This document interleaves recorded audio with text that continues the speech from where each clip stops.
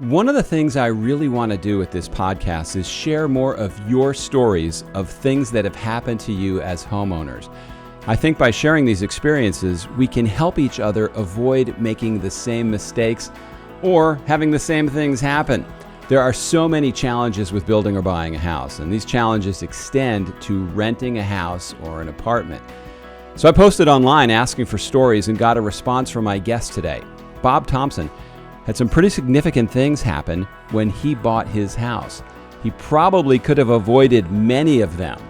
So sit back and listen to Bob's story. He's going to share some things that you should pay close attention to so you can avoid having them happen to you. I'm George Siegel, and this is Homeowners Be Aware, the podcast that teaches you everything you need to know about being a homeowner. Bob, thank you so much for joining me today. Thanks for having me. I appreciate it. Now, I found you doing a shout out where I'm looking for people that are homeowners that have had experiences to come on and share them. I think we can learn so much from hearing what other people go through. I know that the experiences I've had, when I tell people, they go, wow, I've got to be aware of that. So it sounds like you've had some interesting experiences. What did you learn becoming a homeowner or as a homeowner that you want to share with other people? Okay. So we bought our first house in 2002. At the time I worked at the chemical plant. We were approved for 90,000 and we paid 84 for the house. This is in essentially Portsmouth, Virginia. This house had been on the market for a year. We didn't get a home inspection. Our agent told us that we were getting a home warranty and that would cover everything, which was a complete and total disaster. Yeah. The house was from 1940, the electricity had not been updated. So we had to deal with that. Floors were uneven, leaky windows. I think what honestly was worse than anything was not realizing who we had as neighbors. And this is no joke. The guy behind me was a 300-pound white power guy. We're talking Confederate flag in the front yard. And that first Saturday, I woke up to essentially white power music playing. And the people that owned my he before me were black, which kind of makes me think that might be part of the reason that they moved. And he had roosters in the backyard. So we literally woke up, Saturday morning at 6 a.m. to the rooster. And then like an hour later, he's got some sort of country white power music going on. It was a complete fiasco from beginning to end. And quite honestly, when we finally moved on from that house had never been completed properly. It just never got fixed all the way. Now, there's so many questions I have to ask you just based on what you've told me, and none of it is meant to be critical because I've certainly made my share of mistakes. No, you're fine. When it comes to choosing neighbors, that's something I don't think people give enough value to. And you read about it if you're on Nextdoor or if you're on Facebook groups, you hear about people that have horrible neighbors where they either have barking dogs, they have people partying. I know when I got one of my first apartments in Clovis, California, a biker gang moved in next to me, and they always drove up their motorcycles late at night and had doing repair work and revving engines all the time. But that was an apartment. It's a lot easier to separate from a crummy apartment choice than it is from a crummy home buying choice. How difficult is that on a day-to-day basis? Was that for you to deal with? Yeah, honest to God, it was a teetotal nightmare because we had a neighbor on one side. She was a raving alcoholic. Like she would literally, I've got old Facebook posts, like the night Obama got elected, I was like, presidents come and go, but if you haven't had a neighbor that's screaming at the moon at midnight, you haven't lived. I mean, she would just, to the point of you couldn't understand words that were coming out of her mouth, but she'd be out front just going off. The neighbor on the left was originally a meth addict, and she eventually died about a year after we moved in. And of course, the house got bought, rehabbed, and good proper neighbors moved in. But I dealt with 2 of the 3 of those neighbors for almost the entire time we lived there. The white power guy eventually put the house up for rent and moved on, but the crazy drunk neighbor was there until the day that I moved out. And how many years did you live there? We bought the house in 2002. I personally moved out in 2015 when I filed for divorce, quite honestly. Yeah, that's a good gift to give the ex-wife, to say, here, take the house. Well, it was, Now, I'm thankful every day that we happen to, in the area that we live, in our little niche area, we have great neighbors. We have respectful neighbors. We have quiet neighbors. But a few blocks over, you hear stories from people that have problems. So that's really something people need to investigate. You gave a great tip before we went on that you tell people now that you don't just buy a house, you have to know more about it. What is your drive-by tip? I thought that was great. Well, because I eventually got my real estate license and I have been a full-time real estate agent since 2007, that was the greatest experience I possibly could have because it was so monumentally bad that I instantly knew what I didn't want to do. And I really wanted to do a good job. It wasn't about just getting paid. But what I do is I tell all of my clients to do what I call the Friday night drive-by. Every house looks pretty at Tuesday at 2 o'clock in the afternoon because it's Tuesday at 2 o'clock in the afternoon. But you've got to ride by the house at night to figure out what's going on. Do you have, is the house next door, are they fighting and trying to kill each other all the time? Do they got 15 kids that they can't control? Is it a biker gang? Are they the party neighbors? Are they people that are just not of high caliber and that are shady to where you got to make sure you lock your car up at night because somebody's going to break in. These are the type of things that you absolutely have to look at. And that's even in the nicest of neighborhoods. It could be just as simple as little Joey is allowed to, have his band practice in the garage, but yet they're still practicing at 11 o'clock at night and you've got little kids and they got to go to sleep. So it doesn't have to be anything major, but you should be aware of what's going on always. Yeah, and the kids could be running around with airsoft guns. They could have dogs that are very vicious.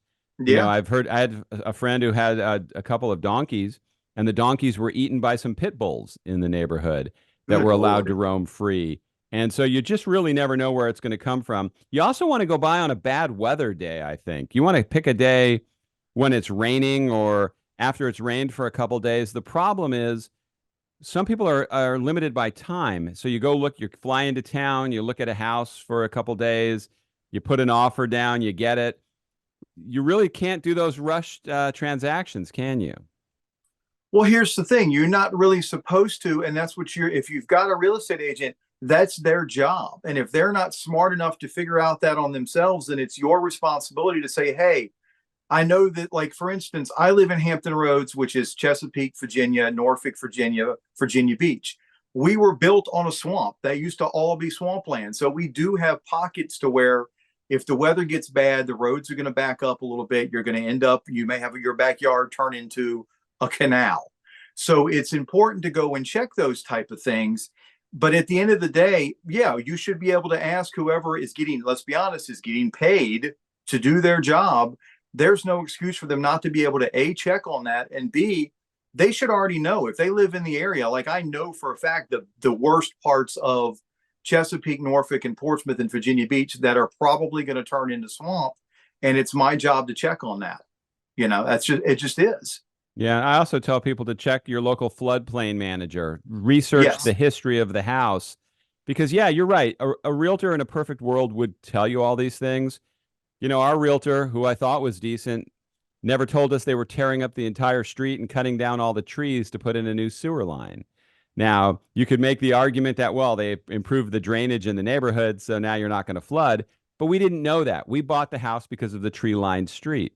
And people just can't rely on other people. If you're your own best advocate, it probably works out a lot better for you. In a lot of ways, and you should be able to do that. And if your agent gets mad at you, then that's on them. You have a right to ask those questions and do the due diligence. And sometimes people will just point blank lie to you.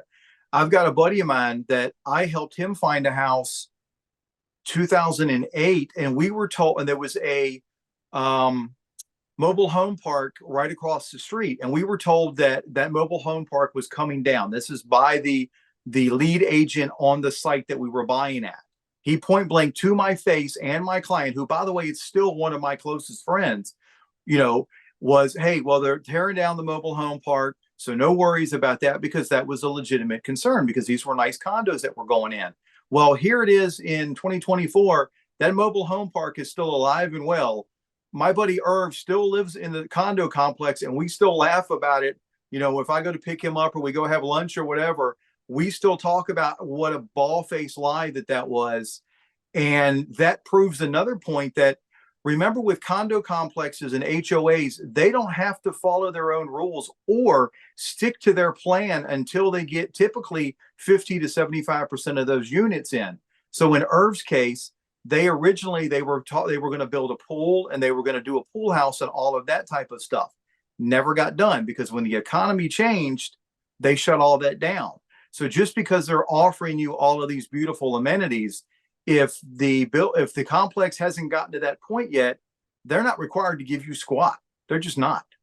Yeah, and I think people don't realize that if there is a board or a management team, the homeowners are the minority in that until a certain point. The builder actually has the most, or the developer has the most seats at the table, so they can operate at their own pace. Yeah. I mean, look, when the economy shifted last time, you saw a lot of what used to be single family homes get turned into mixed use communities because basically the money ran out. Nobody could afford to buy $400,000 properties. So they switched them over to townhouses and condos and started going that direction. And that Yeah, affects value, whether anybody likes it or not. it does. Now, the thing that the big red flag that hoisted when you first started talking was no home inspection. Yeah. And I got to say, what was your thought process there? I'm an idiot and I believed her. That's not And why I even asked you that. my father, because she point blank told me that we were getting a home warranty. And at the time, home warranties had really just started taking off. And maybe she truly believed that. I don't think she was deliberately lying. I just think she didn't, as I found out later, know her ass from a hole in the ground, quite Yeah. honestly. And she was like, well, you don't need a home inspection. You're getting a home warranty. That'll cover your electrical and all your other stuff. And come to find out, it didn't cover squat. And it was just a nightmare. No, those things are not everything that they're crafted or cut out or they're sold to us as. And usually, when I talk to people in the service industries that are repair people, plumbers, electricians, there's a reason that there's certain people that are available to work for those companies. They pay the lowest amount. So it's a company that needs the business and isn't necessarily the cream of the crop at that particular task. They may be good. I've had some good people come out when I've had those, but I've also had a lot of bad people. No, I agree. And I, honest to God, I don't even recommend him. Now, if I'm working with a buyer and the seller wants to throw one in, hey, that's fine. Throw it in there. It might end up being worth your while. But 9 out of 10 times, it's been my experience that they fight, fixing much of anything, and they will nickel and dime, to fix something and do everything in their power to have to replace it. That's just how I feel about it. I've always been honest about it. Yeah, and I think the lesson that you learned, and unfortunately, there are a lot of people that were doing that during COVID, and houses in a hot market would say, if somebody came along and was willing to take no inspection, they were going to win over anybody else in that bidding war or process. But the reality is, the home inspection is really your last chance and best chance to get as much information about that house. That means finding a good inspector too. But a lot of people want the cheapest inspection. They feel like if somebody just comes through and says, yeah, that plug socket's not working, or that light is a little dim in the dining room, that they're getting an inspection. They need to have somebody look at the roof. If there's a chimney, look at the foundation, look for termites, look for carpenter ants. I mean, there's so many things that if it gets passed on to you, you're really screwed as a home buyer. Yeah. And I think a lot of times what happens is you get in certain organizations to where they're all mixed together. So in other words, the agent, uses the company home inspector or the company termite guy, the company this. I think as homeowners, you have to ask those questions and make sure that that home inspector didn't just take a class online and a few months later is a home inspector. I want somebody, whether we like it or not, I want somebody that's got a background in construction. Give me the old grizzled guy that has been in that industry for 30 years, right, wrong, or otherwise. I want somebody that can show me some serious qualifications and experience. And unfortunately, you're going to pay more for that, and it's worth it always. Oh, absolutely. And, as we talk about in a documentary film I have coming out soon called Built to Last, Buyer Beware, we have a guy whose house was damaged by Hurricane Sandy in 2012, and it took him 7 years to get back in his house. And he talks about all the things that can go wrong in the process. And one of the main points he makes is it's a lot more expensive to be proactive and fix things before they're bad than to try to repair them after the problem occurs. That if you can get ahead of things as a homeowner, you're going to be much better off. No, I agree. That's the beauty of the home inspection because it's basically giving you a built-in list of most of the time little nickel and dime things that you need to do. And the best thing you can do is start on that list right away, especially if it's stuff that you yourself can do, run to Lowe's and change out an outlet here or there. And obviously, if you can't, then you can find people to do that because, again, it's going to be smaller items and you can just kind of work your way through the list. Not all of us are blessed to be able to turn a wrench, but we can hopefully find somebody else that can do it for us at a reasonable price. Yeah, I can hand you a wrench. I Yeah. think I can do that pretty well. Trust me, I'm the same way. I'm actually, believe it or not, a former Class A contractor, which means I know how to open a book, but don't ask me to fix it. I can tell you what's wrong with it, but I can't fix it, and I'm not going to pretend that I can. Yeah, and I don't think anybody should mess around with electrical unless they really know what they're doing. No. A lot of things can go wrong. We had major problems with electrical. Flooring was off. Windows wouldn't open. Windows wouldn't close. It was by the time I moved out, we still had repair work to do. And we had probably spent 40 or 50 grand by that point easily over the years being able to do different things. Now, another thing I think people don't realize, okay, you got in that situation where if you're playing hot potato and the potato landed on you and you got all the bad stuff with this house, how much of that do you have to tell the person who buys it? I mean, if there's a record of people that have come out and worked on it and there's permits and all these things, how difficult is it to then sell a house like that? Realistically, I know in the state of Virginia, you've only got to point out material defects, and that does not count things like plumbing and electrical. Typically, it's going to be structural issues and things of that nature. So the fact that somewhere along the way I had to have the electrical updated doesn't need to be mentioned. I can simply, if anything, I'm going to use it as a plus and say, hey, look, the electricity's been updated. But 9 out of 10 times, I don't have to disclose that. And whether we like it or not, it is always buyer beware. It just, unfortunately, it is. It's always going to be that way, I think, too. Yeah, which makes it even more important that a buyer be armed with as much information as possible so they make a good decision. And another thing I think buyers don't always think about, if you like something, but you're really not planning on being in the house very long, it's a bridge house for you possibly, you're almost safer going with things, not just what you like, but what a lot of people like. Like we tried flipping a house once and it didn't have a garage and we found out afterwards you weren't even allowed to put a carport in.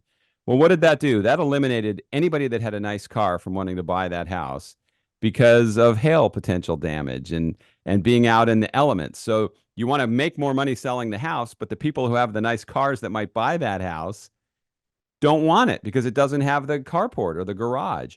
So you really have to think ahead, don't you, in a lot of different ways.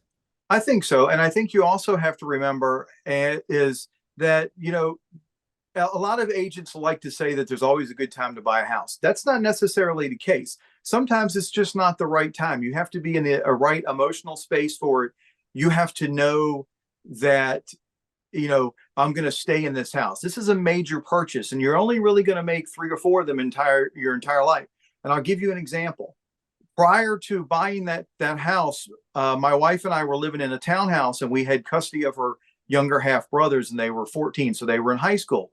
Well, realistically, we only had a couple. By the time we bought that house, the boys were only going to be in school for another year and a half. If we had been smart, we could have stayed in that townhouse as a rental for another year and a half, and we wouldn't have needed the 4-bedroom, 2-bath.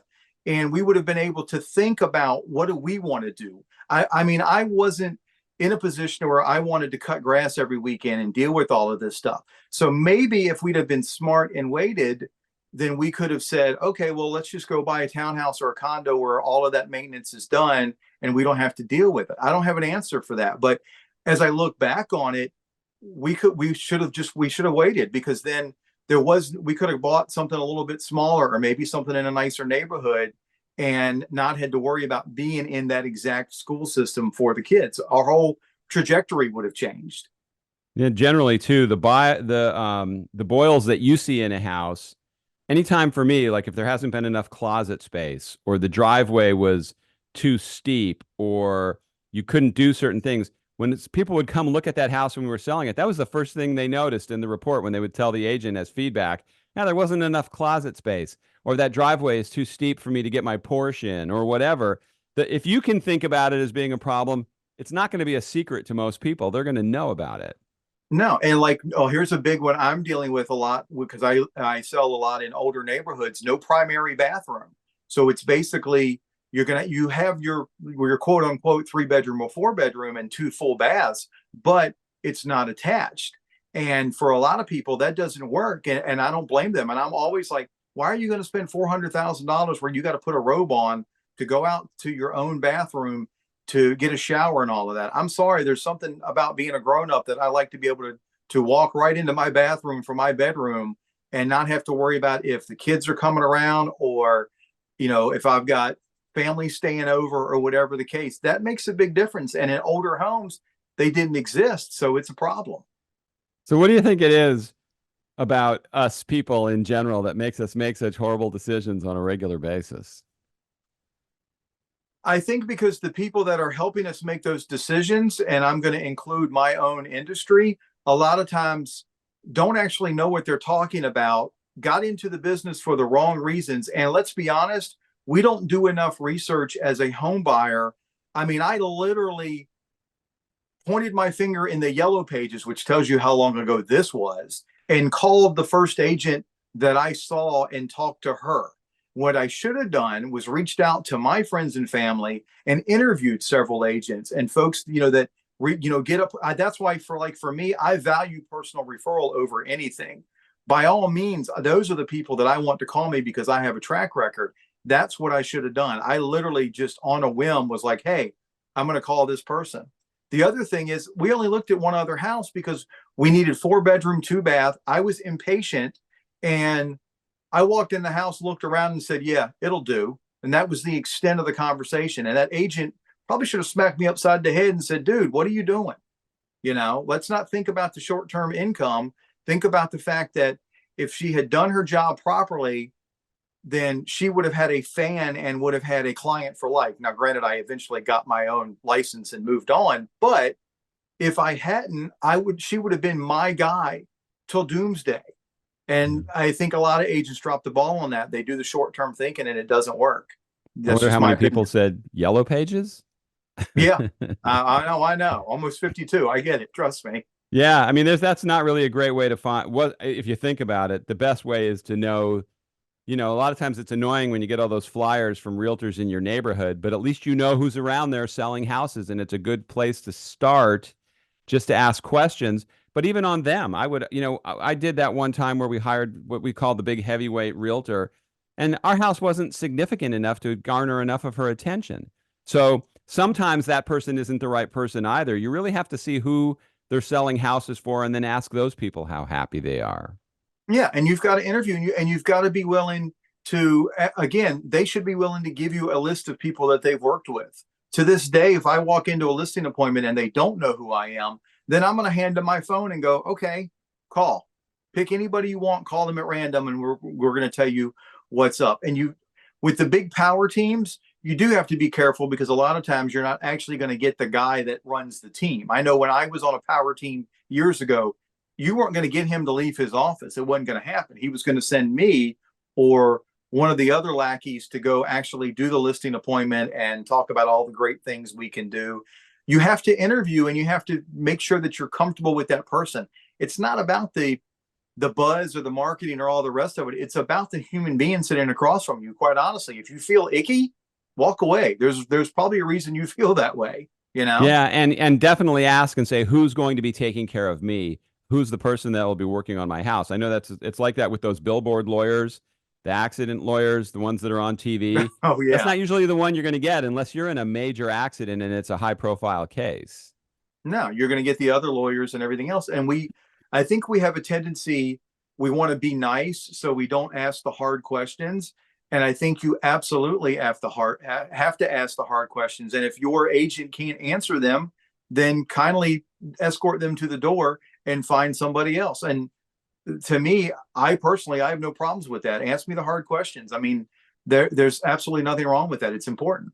Yeah, I want you to see how big a pain in the ass I'm going to be before we start working Yeah, together. and So, and that works both ways because sometimes as an agent, you don't want to work with certain people because even if they're not necessarily a pain, maybe they're just not everybody's a fit. It's like anything else in this world. If they're going to constantly second guess what you're trying to do, or they got their own drama in their own life, it may be like, you know what, Mr. Seller, why don't you go ahead and hire somebody else because this isn't going to work. And there's nothing wrong with that. Sometimes people just don't work. absolutely, that's great advice. Now, in addition to being a real estate agent, you're also a motivational speaker. Yes, sir. What do you talk? What do you? What's the speech about? Well, quite honestly, that started after the two heart attacks and the bypass in 2018. As I was moving my way back up into real estate, I kind of wanted to give back to the real estate world and mentor and teach some younger agents on how to do things, as far as I'm concerned, the right way. And it kind of snowballed from there. Basically, what I talk about a lot of is, persistent progress and self checks. And with the young people, I talk about working in the dark because there's so much negativity. You don't have to tell everybody your business. Just keep it to yourself. Do what you're trying to do. And then when it's ready to come out full bore, come out with it. I can remember even working as a chemist when I went full time from chemist to real estate in 2007, everybody told me I was insane. I had so many people that are like, well, you've got a steady job, you make good money. This is a terrible idea. You're never going to make any money in real estate. Why are you doing this? There's a recession. I mean, there's so much negativity. Hell, when I left the grocery business to go work in the chemistry industry, I literally had people doing the same thing in 99. They were just like, well, we were going to make you grocery manager. And I'm like, ooh, whoopity do. You're never going to get any better than working produce at the Harris Teeter. People are always trying to tear you down and tell you that you're not going to do any better. So for me, I found the best way to combat that is I don't tell anybody squat other than my little circle. And I'm going to make my little moves. And then when I'm ready to bust out, I'm going to bust out because I don't want to hear the negativity because I'm smart enough to know that it will affect me. And the best way to keep it away is to just not tell anybody. Yeah, no, that sounds like great advice. Now, how do you feel about the commission rules changing for realtors? It means absolutely nothing. All of that means is the paperwork's a little different, but it's always the same. Whether anybody likes it or not, the whole point of the buyer's agents when they came in the 1990s was to incentivize the buyer's agents to bring me the deal. So we've always, quote unquote, call it what you want. You can't say split the commission, but the fact of the matter is if I'm getting a 5% commission, I'm going to give half of that to the buyer's agent. That's not really changing. It's not affecting price points in any way, shape, or form.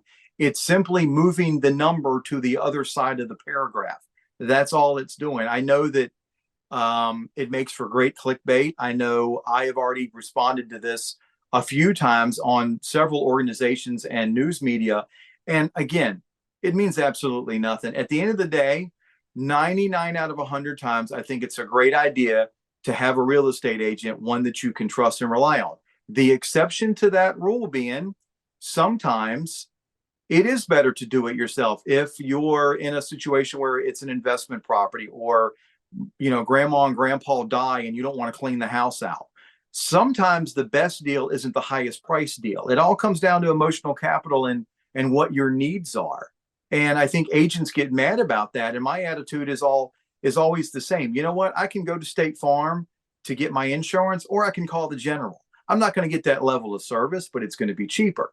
And sometimes that's all you need. And there's absolutely nothing wrong with that. There are many ways to do that. And I've never begrudged anybody that doesn't necessarily, get a real estate agent. We all have to do what's best for us.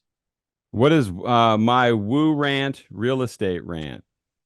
That is my Wu-Tang real estate rant I do on every Friday, which is basically my minute and a half to 2 minutes complaints and or bitches about other real estate agents and some of the stupidity and stuff that goes on in the market. And it could be either, if your agent's telling you this, they're wrong, this is what you need to do. Or it could be about, I had a recent one, dealing with oil tanks where we had a oil tank that was not properly taken care of. And they just, on the home inspection, the home inspector discovered that the oil tank wasn't secure. There was a bunch of oil that had ran out, and of course that had contaminated the ground and had to be taken care of.